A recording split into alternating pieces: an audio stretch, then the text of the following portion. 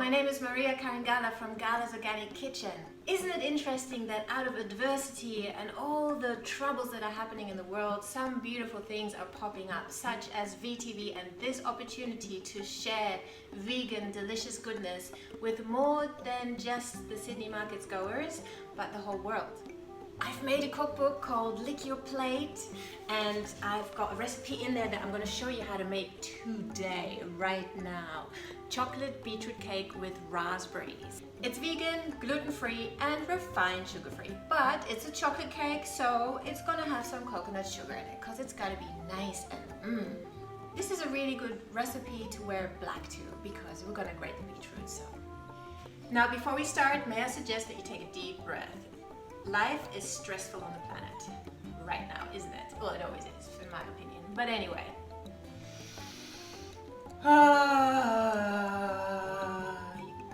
Now let's make a vegan, gluten-free chocolate beetroot cake. You need 2 cups of almond milk. Okay, so my sieve is too fine and it's not sieving, so I'm just gonna ditch sieving the almond milk. Half a cup of rice flour, which will be sievable in this very fine sieve. Half a cup of buckwheat flour. Whoa.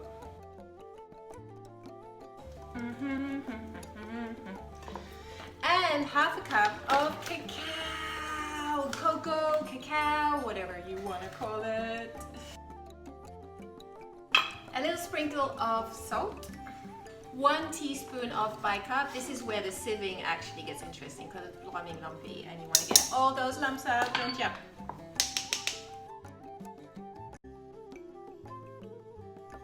I'm too excited. It's jumping out of my sieve. Okay, this is like the wrong sieve to use. Use one that has a thicker mesh, but it's still gonna work. Now what's missing? Chocolate cakes has to be sweet. Yes, you can use stevia and bananas and stuff, but we're not going to do that today. Now this might sound a little bit crazy, but it's actually 1.5 cups of sugar. So I've tested everything, and I've tested 1 cup, I've tested half a cup, and in the end, you want chocolate cake, don't you? And you don't want to traumatize people. Like, make a really, really healthy one without any sweetener for yourself or your detoxing friends. But if you're gonna make a chocolate cake and you want to impress the non-vegans or the non-gluten-free people, and you want to eat it yourself, then make this one. Now usually I would sieve the sugar as well, but because my sieve is too fine, I'm just gonna do this with my hands, which gives me the opportunity to put extra love into my cake, in fact. But what I'm actually trying to do is get rid of the lumps of the sugar. Got nice coconut sugar. You can use Rapadura, you could use Muscovado, Demerara, whatever you like. Ooh. I'm going to put the dry ingredients aside and start with the wet. Preheat your oven at 180. So your vegan egg is today going to be made of flax meal. 2 tablespoons of freshly ground flax meal that I ground myself and keep in the fridge. Highly recommended for everything, like not just baking, but muesli and breakfast and smoothies and stuff. Now the recipe in my book calls for rice milk, but I happen to have some beautiful bonsai today, so that's totally fine. Soy milk, rice milk, oat milk, almond milk, whatever you like. That up nicely. You just have to let that sit for a few minutes, eh? Now I'm gonna mix 1 cup of soy milk or rice milk with 1 teaspoon of vinegar. Now that is supposed to make like a vegan version of buttermilk, which is supposed to create more fluff in your cake. Now to be honest, I'm not quite sure if that's really true, but we're gonna do it anyway. So you let both of these liquids sit for 10 minutes. While they're doing their thing, we're gonna add the beetroot, raw beetroot, not baked, not cooked, just raw. And I'm gonna grate it on the fine set.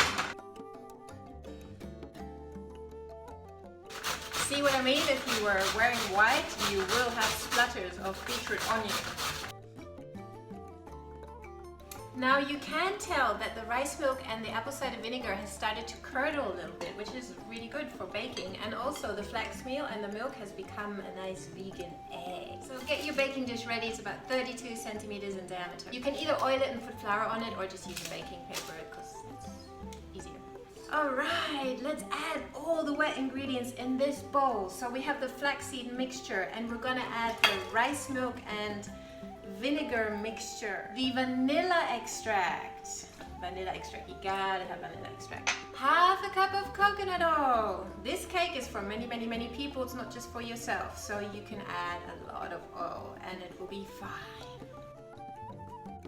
Yummy! Let's mix all of this wet goodness with the dry goodness. Remember to breathe.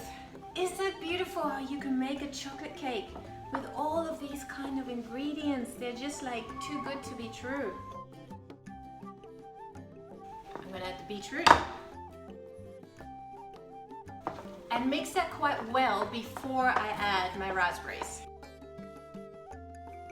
Oh my God, it looks amazing.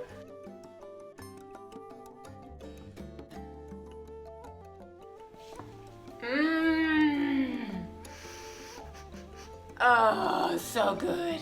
And now you add your raspberries and you fold them in gently so they don't become total mush, right?